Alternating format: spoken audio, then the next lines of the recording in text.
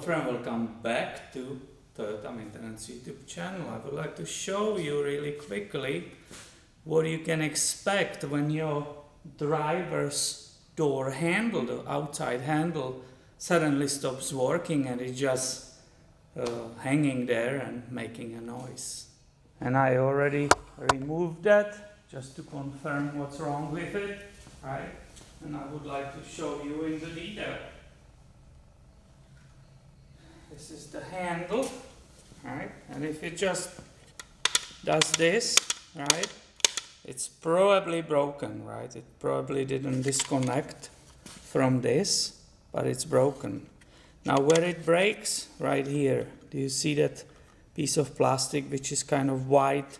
It's exactly where it broke, because it was supposed to be pushing this way down, right? When you lift the handle, it's supposed to go down like that and push on that lock.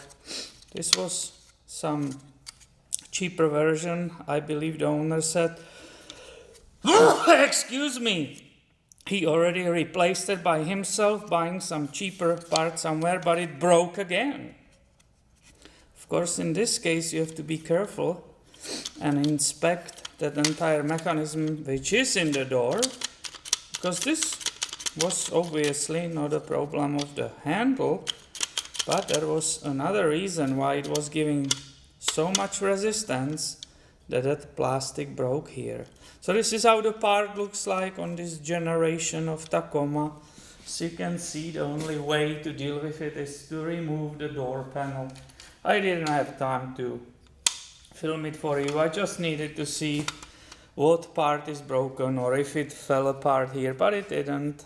All the rods were connected and it just broke right here. And that was something interesting for you, right? You don't see this every day. This doesn't break very often, or I didn't replace many of them in the past. So yeah, I hope you enjoy that. It gives you some idea how it works, the whole mechanism.